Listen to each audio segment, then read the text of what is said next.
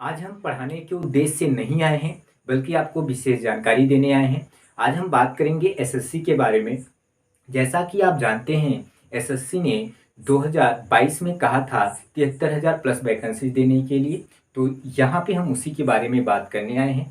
तो एसएससी ने डीओपीटी में अपना लिस्ट 5 सितंबर को भेज दिया था, अर्थात एक महीने पहले ही वो 73,000 प्लस वैकेंसीज के बारे में लिस्ट भेज दिया था, जो इस प्रकार है। तो यहाँ पे अगर आप ध्यान से देखेंगे, सीजीएल के बारे में बताया कि 20,814 पोस्ट है और अब इसे और बढ़ाया जाएगा।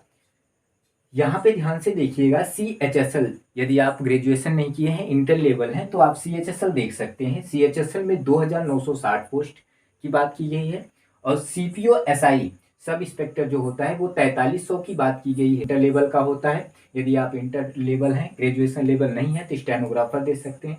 2,143 पोस्ट। MTS जो है 4,682 पोस्ट है और जो दिल्ली पुलिस MTS है वो है 777 वैकेंसी अर्थात पोस्ट की बात की गई है। तो यहाँ पे हम सीजीएल के बारे में बात करेंगे। तो आइए हम सीजीएल को देखते हैं।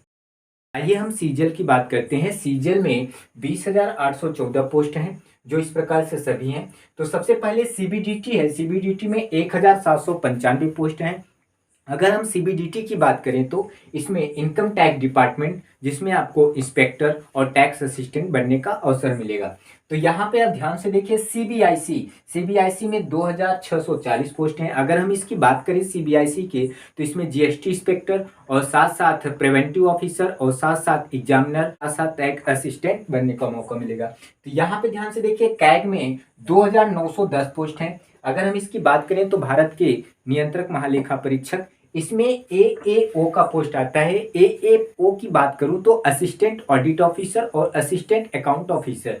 यहाँ पे ध्यान से देखिए, ASO में 982 पोस्ट हैं, MEA में 86 पोस्ट हैं, रेलवे में 43 पोस्ट है। अगर हम बात करूं तो अगर आपको मिनिस्ट्री अर्थात मंत्रालय में नौकरी करना है और दिल्ली में ही रहना है, तो आपको ये सब जॉब करनी पड़ेगी। हालांकि MEA का ये जो पोस्ट है ये विदेशों में भी जाने का मौका मिल सकता है।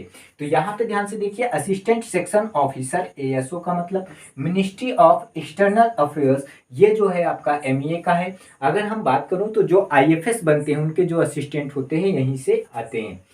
यहाँ पे postal assistant and sorting assistant 9,887 post हैं, जो डाक सहायक में काम करते हैं।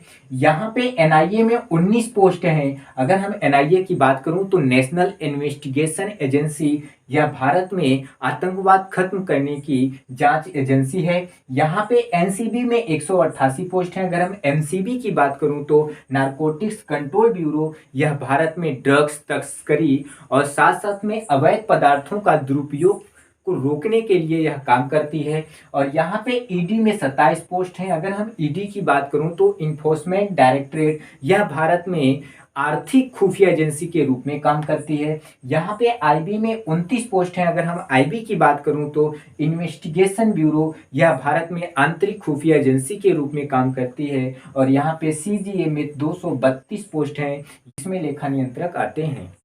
तो दोस्तों, जाते जाते एक और विशेष जानकारी, यदि अभी तक आप SSC सीजीएल का फॉर्म नहीं भरे हैं तो जल्द ही आप SSC सीजीएल का फॉर्म भर दीजिए, क्योंकि जो लास्ट डेट था वो 8 तारीख तक था, लेकिन साइबर समस्या की वजह से इसे 13 तारीख तक बढ़ा दिया गया है और पोस्ट भी बढ़ाया जाएगा। ये 20,814 से भी ज़्यादा पोस्ट किया जाएगा। इसलिए आप SSC सीजीएल को फॉर्म भरो और अच्छे से तैयारी करो। आपके पास जो भी 1-2 महीने बचे हैं, अच्छे से तैयारी करो ताकि इस बार सीजीएल क्रैक हो जाए। और यदि सीजीएल क्रैक हो जाएगा तो माँ बाप भी गर्व करेंगे, पूरा समाज भी आपको एक्सेप्ट कर लेगा। दोस्तों, यदि हमारा वीडियो ये अच्छा लगे तो संपूर्ण भारत में फैला दो।